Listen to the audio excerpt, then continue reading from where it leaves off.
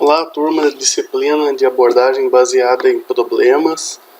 Bem-vindos aí à nossa aula da semana 2, tá? Na videoaula anterior eu comentei que iríamos trabalhar com esses tópicos, tá? No entanto, como nosso tempo é curto, resolvi deixar isso aqui para dentro de um artigo, dentro do nosso material de apoio aí no Moodle, tudo bem? Nessa videoaula vamos trabalhar aqui com a metodologia e princípios da abordagem baseada em problemas, aprendizagem baseada em problemas ou Problem-Based Learning. Esse conteúdo é retirado do livro que está na bibliografia básica, está nos slides, está na videoaula anterior também. Aprendizagem baseada em problemas, fundamentos para a aplicação no ensino médio e na formação de professores. É o capítulo 3. Então, nesse vídeo de hoje, vamos falar aqui da metodologia, dos princípios, também do 3C, 3R. E vocês verão aí também 9 passos para estruturar um problema de decisão, aí, um problema para utilizar essa abordagem em sala de aula. E no Moodle tem um recorte ali, um exemplo da aplicação dessa metodologia, tudo bem? Então, vamos lá. Então, a construção do problema. O problema ou situação problemática é o ponto central da BBL, tá? Da PBL, tá? Abordagem baseada em problemas, porque a sigla do inglês aí. Tudo bem, vamos lá. O problema deve ser atrativo ao estudante, não deve ter excesso ou escassez de conteúdo. Deve ser levado em consideração como fatores de dados disponível para a resolução do problema, discussão em grupo e o tempo expendido no estudo autodirigido. Então, ou seja, não adianta você querer colocar ali uma situação problemática com um excesso de informação ou com uma falta tão grande de informação que torne o problema que não se possa ser resolvido, ou que você coloque ali um determinado tipo de problema que não tenha nada a ver com aquele contexto, com o conteúdo da vida do estudante, ou que ele não vai conseguir encontrar informações para isso, tudo bem? Então, de repente, a gente está trabalhando aí com o ensino fundamental e posso colocar aí, por exemplo, uma fonte de dados ali que é só uma biblioteca, que de repente os pais do aluno vai ter que acessar essa biblioteca. Então, assim, a fonte de dados disponível para fazer essa pesquisa também tem que ser levada em consideração e, claro, cada caso é um caso, por isso tem que ser avaliado. Nessa videoaula a gente vai ver aí como estruturar isso, é legal de uma forma ter isso de uma forma bem sequencial, bem procedimental, bem estruturadinha, saber quais passos eu devo seguir para estabelecer aí, para construir esse problema. Então, assim, um bom problema para abordagem baseada em problemas, ele deve ser complexo, tudo bem, problema do dia a dia, um problema recorrente. Ele não deve ser estruturado ou semi-estruturado, apenas com algumas informações ali. Tá? Tem que ser aberto com várias soluções possíveis, não pode ter uma solução fechada. Então, normalmente, um problema de matemática, temos aí uma solução fechada. Por exemplo, você vai fazer lá a fórmula de Bhaskara, algo do tipo, calcular a área de um triângulo, de um quadrado, normalmente você vai ter uma resposta só. Tá? Você tem uma resposta só, mas na vida real não é assim. De repente, por exemplo, como que você vai organizar a mercadoria dentro da prateleira aí de um supermercado? Então você tem várias soluções possíveis, tá? É um modelo matemático, mas você vai ter N soluções possíveis. Ele tem que ser realístico e conectado com o cotidiano profissional ou da vida do estudante a quem se direciona. Lembrando que o Howard Barrows, que é um dos principais autores, é da área de medicina. Esqueci de trazer aí, ainda procurar o artigo que falava ali a divisão lá na revisão de literatura sobre abordagem baseada em problemas. E mais de 1/3 das publicações estão relacionadas com a área médica. Tá? Então, essa questão do cotidiano profissional também tem muito a ver com isso, com a questão do profissional que está se formando ali, e normalmente o profissional de saúde em si, ou um profissional técnico, tecnólogo, vai ver que eventualmente isso para uma formação mais geral, como ensino médio, ensino fundamental, talvez não seja tão relevante. Deve ser adaptado aos conhecimentos prévios e ao desenvolvimento cognitivo do estudante. Não adianta nada para uma turma de segunda série do ensino fundamental querer passar aí uma equação integral, ou algo que vai depender aí do cálculo de uma área irregular, por exemplo, né? Algo do tipo. Então tem que ser relacionado com o conhecimento prévio desse estudante. O negócio também não faz mágica. Tá? A metodologia 3C, 3R, tá? Então, assim,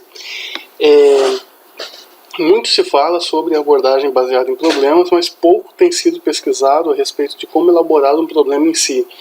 Então esse autor aqui, o Oi Hung, ou simplesmente Hung, ele propôs uma metodologia sistemática para a formulação de problemas nomeada 3C, 3R, que é de 3C de contexto, né? Contexto, conexão e conteúdo, que é o primeiro paradigma aqui, e os 3Rs, que é o raciocínio, reflexão e pesquisa, né? Você pode falar, pô, mas é um P, né? Mas o autor escreveu isso aí em inglês, né? Research, certo? E eles têm esse relacionamento aqui, tudo bem? Então, mais pra frente a gente vai estar detalhando melhor essa metodologia 3C, 3R. Então, os componentes principais aqui da 3, são 3C, né? O contexto são os principais aqui, tá? Contexto, conteúdo e as conexões são utilizados para apoiar a aprendizagem de conteúdo e conceito. Os componentes processuais, os 3Rs aqui, dizem respeito aos processos cognitivos de aprendizagem e de resolução de problemas dos aprendentes ali, ou estudantes, tudo bem? Essa aqui é a metodologia. O conteúdo na 3C3R deve-se procurar um balanço entre a amplitude de conhecimento e a profundidade de especificidades necessárias ao entendimento do problema proposto do aluno. Basicamente, ele está querendo dizer aqui até quando que ele vai se aprofundar num determinado assunto, né? O que ele vai precisar buscar para poder entender aquilo ali. Durante o processo de elaboração do problema, deve ser estabelecidos, isso aqui é importante, pessoal, deve ser estabelecidos metas e objetivos de aprendizagem que estejam alinhados com os componentes curriculares do curso que o aluno está fazendo. Na prática, isso aqui é necessário no ensino tradicional de qualquer forma. Bem, mas é importante você ter ali as suas metas, seus objetivos, o objetivo geral da aprendizagem do aluno e também os objetivos específicos. Então, o objetivo geral, ele deveria aprender um determinado conceito e os específicos ali seriam os conceitos à parte ali que ele deveria aprender. Deve procurar manter no problema a ser criado um grau de complexidade e uma semi-estruturação, tá? Então, assim, o programa deve ser um problema real, assim, pelo menos suposta situação real, né, mais próximo da realidade, e ele tem que ser semi-estruturado, ou seja, tem que ter falta de informações ali que é para o aluno poder fazer essa pesquisa, fazer essa busca. Não é um problema que você já vai dar os dados. Dado x igual a 3, y igual a 4, né, calcule o valor de z. Não é dessa forma. Tá? O processo ele tem que descobrir aí qual que é x, por que x é aquilo e por aí vai. Tá?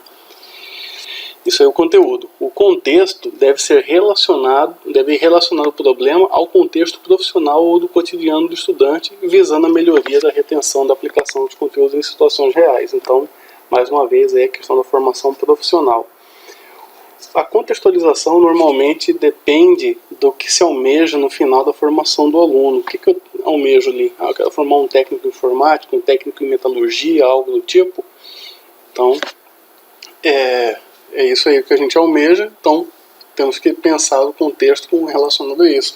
De repente eu estou fazendo um curso técnico aqui de metalurgia e coloco um exemplo ali da área de enfermagem, não sei o que vai agregar a esse aluno, tá? Não deve se extrapolar a contextualização de modo a trazer informações demasiadas, nem trazer um conteúdo empobrecido ao qual o aluno não consiga considerar pontos implícitos importantes. E o último C é a conexão. Esse componente auxilia na construção de uma estrutura conceitual, conceitos importantes a serem aprendidos, auxiliando o aluno a inserir os conteúdos em contextos diversos. Tá? Então você vai ter ali um contexto e qual vai ser aquela conexão. Você tem o contexto, o conteúdo e a conexão entre eles.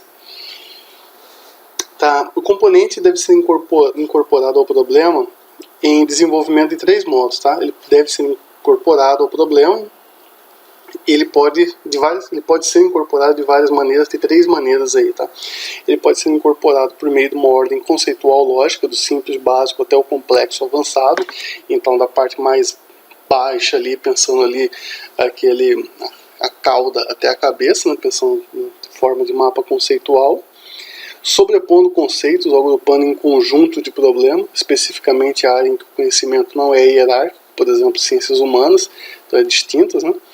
Então aqui, por exemplo, aqui eu tenho um conhecimento mais hierárquico, por exemplo, matemática, né? Você tem uma lógica ali, como é que o aluno vai aprender, por exemplo, potência, né? Ele tem que aprender multiplicação, e antes de multiplicação ele teria que aprender soma, tá? Daí aprender potência, tá? Então assim, tem uma ordem do básico até o mais avançado. Agora, áreas humanas já não, né, eventualmente não tem essa sobreposição, não tem essa hierarquia, né? Não tem essa hierarquização do conhecimento. Outra forma de incorporar a conexão é incorporando o mesmo conceito em vários problemas com contextos distintos, auxiliando o estudante a compreender o efeito multifacetado que distintas variáveis podem possuir. Aquele mesmo conhecimento ele poder aplicar a várias situações.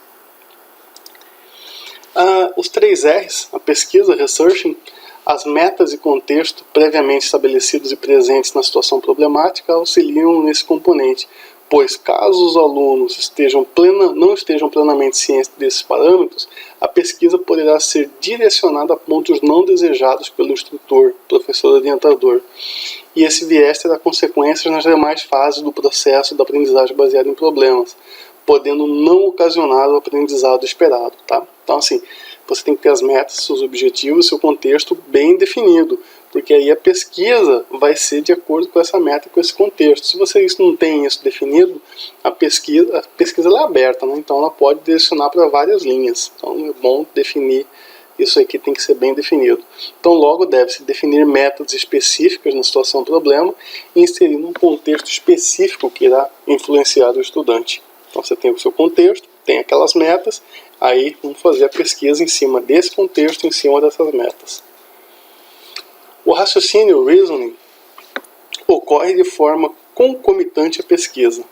Conforme o aluno pesquisa, ele raciocina sobre os resultados desse levantamento de dados e começa a construir ou modelar ali o seu arcabouço cognitivo que vai auxiliá-lo a resolver esse problema.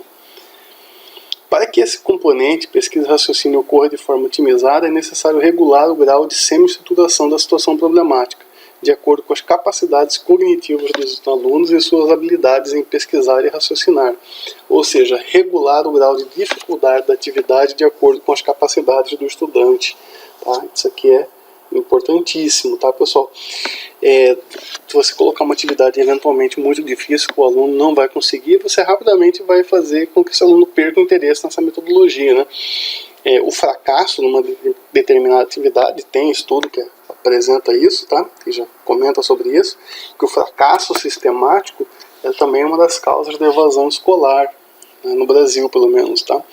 Então é importante aí você tentar com que seu aluno tenha alguns graus de sucesso, tá? Mesmo que isso defina que você tem que fazer uma atividade com um pouco menos de dificuldade, tá? O outro R é a reflexão, componente que auxilia o aluno a criar processos metacognitivos pela capacidade de abstração, síntese e organização do conhecimento. A reflexão possibilita a conexão entre o conhecimento prévio e o advindo da pesquisa, então o que ele já sabia e aquilo que ele passou a saber a partir dessa pesquisa, a autoavaliação mais precisa sobre o seu próprio processo de aprendizagem, melhoria na retenção do tópico estudado, porque ele aplica aquilo, ele descobre para que aquilo lá serve e aplica de uma forma, e a busca da compreensão do tema em um nível mais elevado do que o proposto para a situação problemática, consequentemente aprimorando as habilidades do estudo autodirigido. Então assim, você com essa reflexão dentro de um projeto, uma abordagem baseada em problemas bem definida, você tem um ganho aí, tem estudos aí que apontam que existe um ganho aí no raciocínio do estudante, no conhecimento que ele vai receber, e o mais importante, você vai estar estimulando nesse estudante a sua independência cognitiva. Então ele vai utilizar o professor como tutor, mas ele vai conseguir buscar o aprendizado sozinho, que é muito importante. Tá. Esses aqui são os conceitos fundamentais aqui da abordagem baseada em problemas. Para a gente chegar nisso daí, o mesmo autor aí, o Jung, ele estabeleceu aí 9 passos para a criação desse problema. Então, é o chamado dividir para conquistar. Como é que eu vou estabelecer esses passos? Vamos dividir para conquistar. Dividindo em 9 passos aí, atividades mais simples, para a gente chegar numa atividade final. Esses 9 passos que são descritos agora são desde a criação de metas, conduzir a análise do conteúdo, analisar o contexto, formulação da versão inicial do problema, conduzir a análise e adequação, conduzir a análise de correspondência, conduzir os processos de calibração. Passo 8, construir componentes reflexivos. E o passo 9, examinar relações de suporte entre os componentes 3C e 3R. Então, esses aqui são os 9 passos aí para construir um problema para a PBL. Tá? É um método em 9 passos aqui, Rung 2009, está o artigo. Vou deixar disponível esses 2 artigos, o Rung 2006 e 2009, os dois estão em inglês, tá? Mas numa linguagem bem tranquila de se ler também. Vou estar colocando aí no material de apoio dentro do Moodle, bem? Então, vamos lá, passo a passo agora. Passo 1, criar metas e objetivos. Esse passo auxilia no delineamento do problema em sua amplitude e profundidade de conteúdo a ser abordado, auxiliando no alinhamento do escopo do problema aos parâmetros curriculares. Então, basicamente, são 3, cada um desses passos vai ter algumas atividades específicas, tá? Esse primeiro passo aqui, vamos definir a meta instrutiva. Normalmente essa meta está alinhada aí com a formação, parâmetro curricular ali daquele estudante. Vai definir um objetivo geral e um objetivo geral específicos para a obtenção daquele conhecimento. Então, dentro daquele momento, qual é o objetivo geral, quais são os objetivos específicos, tá? Objetivos, agora esses 2 aqui são independentes do método que a gente está adotando, tá? Qualquer projeto, qualquer plano de ensino vai estar envolvendo isso aí, os objetivos gerais e específicos. Isso aqui já é mais específico da abordagem baseada em problemas. Os objetivos para obtenção de habilidade de solução de problemas e objetivos de obtenção de habilidades de estudo autodirigido. São 2 coisas que o aluno vai obter gradualmente quando a gente adota essa abordagem aqui. O segundo passo é a condução de uma análise do conteúdo. Esse passo inicia linkando os conhecimentos que são pré-requisitos básicos para que os alunos devem ter para entender inicialmente um problema. Então, qual é o conhecimento que um determinado aluno deve ter para entender aquele problema? A partir desses pré-requisitos, novas informações podem ser obtidas, tornando-se pré-requisitos para outras informações mais atuais. Com que os alunos estão entrando em contato. Então isso aqui pode ser feito um processo aí. Eu tenho uma situação problemática, qual que é a base dela ali e qual que é o topo, qual que é a entrada, qual que é a saída. A gente pode representar isso no formato de um fluxograma ou de um mapa cognitivo também. Tá? Vamos ter as informações que a gente vai extrair dessa etapa, podem ser classificadas aí como os conceitos ou ideias centrais dentro de um domínio, de um conhecimento. Princípios são regras pelas quais os conceitos estão relacionados, processual, aplicação dos princípios a fim de realizar a tarefa, e factual, né, na verdade, necessário para a aplicação dos conceitos na situação problema, reais ou simuladas. Pensando aqui naquele nosso caso lá do supermercado, tem várias situações ali, disposição de mercadoria, entrada e saída, tem vários tópicos que a gente poderia utilizar aí como exemplo. Tá? Mas por exemplo, o cliente entra no mercado, compra a mercadoria, aí vai lá e vai fazer a reposição. Aí tem a ordem de validade, tem várias coisas a serem consideradas aqui. É um problema, é um caso real bem interessante de ser trabalhado. 3. Analisar o contexto do problema. Então, olha só, esse aqui é um passo que o próprio autor ele indica como um passo facultativo, ou opcional, tá até aqui, ó. É um passo facultativo para curso de formação geral, como ensino médio e fundamental. É mais aplicado para uma formação específica, uma graduação ou um curso técnico. Inserir o problema em um contexto específico visa torná-lo mais atraente para os alunos, para que tenham mais interesse no assunto e busquem, por meio do estudo autodirigido, a solução desse problema. Eu estou trabalhando com alunos do curso técnico de informática e aí eu passo para eles um problema da área de metalurgia. Então, provavelmente não vai ser muito atraente a esse público, tá? Quando o curso em questão se trata de uma formação específica, como curso técnico, tecnólogo, graduação, tá? Por exemplo, medicina, né? O contexto deve ser cuidadosamente formulado de maneira a possibilitar o estudante reconhecer os fatores necessários para a resolução da situação problemática. O quarto passo é a formação inicial. Então, assim, os 3 primeiros passos são importantes para gerar um conhecimento contextual, gerar informações. Agora, o 4º passo, né, ele vai ser utilizado para elaborar o problema em si. Um problema que seja atraente ao aluno, que o mantenha motivado. Tá? Para isso, vários fatores podem ser considerados, como, por exemplo, profissão futura, interesses pessoais, situações polêmicas. Situações polêmicas não faltam, né, atualmente, né? Tem vários casos aí que a gente poderia estar abordando, por exemplo, fake news, questão do desmatamento, a questão da própria pandemia. Então, assim, existem muitas situações que a gente poderia, polêmica, né, que é fácil, talvez, até de você absorver o interesse do aluno. Então, situações polêmicas ou problemáticas da região em questão, aqui na nossa região especificamente, as queimadas, né? E essa formulação ela tem que ser sucinta, né? Como, por exemplo, o teste do bafômetro, que foi um tempo atrás aí, também teve essa questão aí, né, de ter o bafômetro ou não. Agora tem uma outra questão de ser radares móveis ou não, né? São várias questões aí relevantes aí que podem ser utilizadas para uma formulação inicial do problema. Essa formulação inicial do problema, basicamente, você define ali um tema daquele problema. Tudo bem? E aí a gente passa para a condução de uma análise de adequação do problema. Tá? Nesse passo, deve ser declarado o problema em si, descrevê-lo por completo. Provavelmente é o passo mais longo aqui dessa metodologia do Rung. Tá? Bem como as habilidades cognitivas e resolução de problemas necessários. Esse passo vai envolver as seguintes seções. A compreensão do problema. Pretende-se observar o que se almeja com o problema, quais são as variáveis conhecidas e desconhecidas.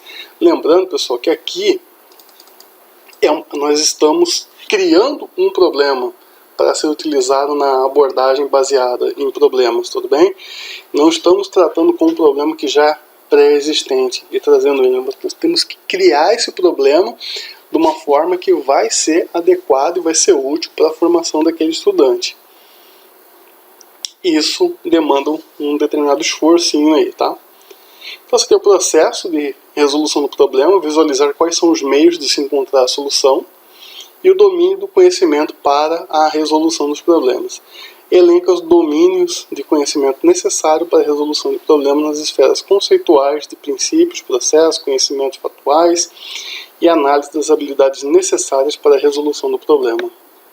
Tá? Então, assim, compreensão, processo de resolução e o domínio de conhecimento. Tá? O que ele vai conhecer, quais conhecimentos que serão necessários. Essa metodologia ela é muito boa para a gente trabalhar interdisciplinariedade, tá? Você envolver aí várias áreas. O 6º passo, conduzir aí uma análise de correspondência, visa garantir a confiabilidade e efetividade do problema para atingir seus objetivos de aprendizagem, ajudando a detectar se a situação problema elaborada corresponde à cobertura de conteúdo pretendida e ao nível de habilidade dos alunos. Tá? Então agora a gente vai fazer uma correspondência, vai verificar se esse problema que a gente está definindo ali, se ele é adequado. Tudo bem? Caso esses fatores estejam aquém ou além do desejado, resultarão em situações de problemas que provavelmente necessitarão de ajustes nos passos seguintes. Na análise de correspondência, revisam-se os componentes de conteúdo, pesquisa, raciocínio e contexto do problema. Então, tudo isso aqui você faz uma revisão para verificar se ela vai corresponder com a aprendizagem que é esperada para o aluno e com o nível de habilidade prévia que ele deveria ter. Para realizar essa análise desses componentes, utiliza-se uma tabela para visualizar a adequação do problema diante do componente em questão, tá? Eu já disse, no Moodle tem um exemplo, estou um pontinho aqui, no Moodle tem um exemplo resolvido aí, tá? E vai servir para você se basear e tem as tabelas ali que serve de modelo também. Vamos para o próximo passo. Conduzir o processo de calibração. Nessa fase são corrigidos os problemas apontados na fase anterior. Então você não retorna para as fases anteriores, tá? Você avança e vai fazer a calibração daquele seu problema. Vai retirar ou incluir informações na situação problema de forma a dar clareza aos objetivos de aprendizagem propostos e manter o interesse do aluno em estar atuante no seu processo de aprendizagem. Vamos avançando uma fase, verificar o que a gente fez que faltou e vamos, ou faltou, sobrou, né, e fazer essa calibração. Tudo bem? O oitavo passo é a construção dos componentes reflexivos.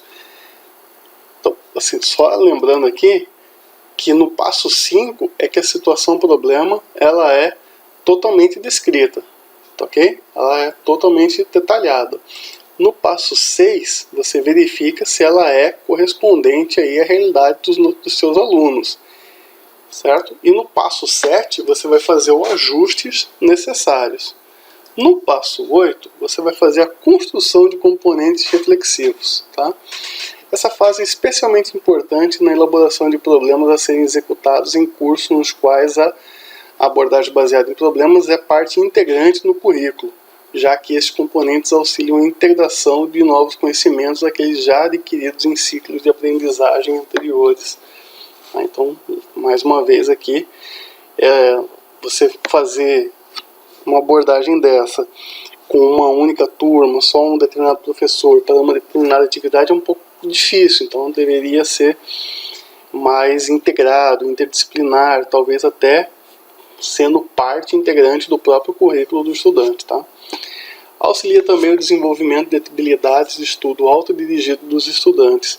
Esses componentes são presentes nas sessões da situação-problema, na qual se solicita ao aluno pensar sobre o seu processo de aprendizado, como, por exemplo, como buscou as informações, quais linhas de raciocínio foram traçadas e por que se escolheu uma linha em particular para chegar à resolução do problema.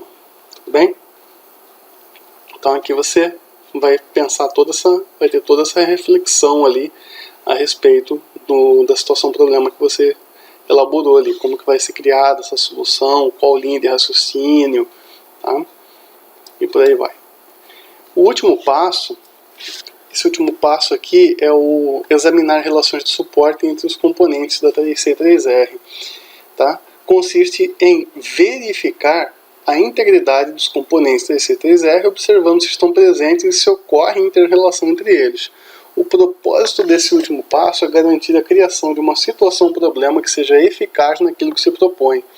Ensinar e estimular a autonomia do aluno em seu próprio processo de aprendizagem. E aqui tem uma tabela, ou seja, basicamente toda essa situação problemática que a gente criou ao longo desses 9 passos, ela tem que ter essa relação. Ou seja, tem os 9 passos para implementar esse modelo aqui. E agora a gente vai verificar se ele está realmente implementado. Isso aqui tem a tabelinha aqui que dá um suporte. Então temos aqui os 3 Cs e aqui os 3 Rs. Então conteúdo, contexto, conexão, pesquisa, raciocínio e reflexão. As setas indicam como um componente específico deve prover suporte aos demais. Então olha só, eu tenho aqui que é a pesquisa, né? Ela provê aqui suporte ao conteúdo. Então é isso aqui, ó. Os componentes processuais, são os 3 R's aqui, devem dar suporte ao componente de conteúdo. Então a pesquisa, o raciocínio e a reflexão dá suporte aqui para o conteúdo. O componente de contexto fornece suporte aos componentes processuais. Então aqui o contexto vai fornecer o suporte para a pesquisa, para o raciocínio e para a reflexão. E o componente de conexão deve possuir relação de suporte mútuo em cada componente processual. Então aqui você vai ter uma conexão aqui em cada um deles aqui, né? Com conteúdo, contexto e pesquisa, conteúdo, contexto, raciocínio, conteúdo, contexto e reflexão aqui. Essa é a integração aqui da conexão, tudo bem? Então basicamente são esses aqui os passos, os 9 passos aqui dessa metodologia estabelecida por Rung. Tem aqui algumas considerações, tá? Criar problemas adequados para serem utilizados na PBL não é uma tarefa trivial, realmente, tá? Não é uma tarefa trivial. E nem tão pouco existe na literatura algo que efetivamente ajude a auxiliar nessa tarefa. Ou seja, vamos lá, aqui é um curso de pós-graduação. Há pouco que foi escrito sobre como elaborar um problema para aprendizagem baseada em problemas. Tem esse método aí proposto por Hung, ok? É o que auxilia nessa tarefa. Esse problema, na verdade, também é uma lacuna, ou seja, é um gap. Então é uma oportunidade de pesquisa, caso alguém tenha interesse. Outras oportunidades de pesquisa é como você trabalhar a aprendizagem baseada em problemas para alunos com necessidades educacionais específicas, por exemplo. Tudo bem? Então, olha só. Eu dei uma pesquisada já nesse conteúdo, encontrei pouca coisa, tá? Como eu disse, a maior parte das publicações é na área médica, então, ou seja, é uma área que tem aí um potencial de desenvolvimento. São 3 oportunidades de pesquisa que eu já identifico aí com essa metodologia. Primeiro, utilizar métodos de estruturação de problemas, clássicos da pesquisa operacional, algo da minha área, algo que eu tenho estudado bastante, e é algo que eu realmente pretendo trabalhar, investir um pouquinho, fazer um artigo nesse sentido. Tá? A outra questão é você criar esses problemas, como você pode criar esses problemas, a tarefa de você criar uma situação problemática que possa ter essa interdisciplinariedade entre as várias áreas, tudo bem? E para isso talvez até possam ser utilizados também os métodos de estruturação de problemas, eu comentei. Então essas aí são duas lacunas já vistas aí na literatura correlata, tudo bem? E a terceira lacuna que eu aponto é como você criar problemas para adotar essa metodologia e envolvê-la com educação especial. Tá? A literatura fala pouco sobre isso, na verdade a literatura fala pouco sobre como você, quais são os processos para você trabalhar com educação especial. Ela fala muito sobre as legislações, os acordos internacionais, e alguns casos específicos, né? É muito estudo de caso. Então talvez seja uma oportunidade de pesquisa relevante também, aí é o terceiro gap que eu encontro nessa área. Tá? O método proposto por Hung mostrou-se importante para auxiliar na construção de um problema, no caso em que eram alunos de ensino médio sem experiência. Tudo bem? Então tem o exemplo, está no Moodle, está disponível, e aqui o exercício. Formar em grupos de 4 a 5 membros, temos aqui uns 20 estudantes nessa turma, né? E elaborar uma situação problema para ser aplicado utilizando o Problem Based Learning, utilizando o 3C, 3R e esses 9 passos. Tem um exemplo aí no Moodle, o deadline para isso vai ser dia 5, e basicamente isso aqui vai ser a avaliação da disciplina, tá bem? Próxima aula, veremos sobre tecnologia do ensino em sala de aula na aprendizagem baseada em problemas. Certo, pessoal? Então, muito obrigado. Até a próxima aula. Qualquer dúvida pode colocar aí no YouTube, nos comentários, ou mandar lá no Moodle ou no nosso grupo no WhatsApp. Tudo bem? Até a próxima aula.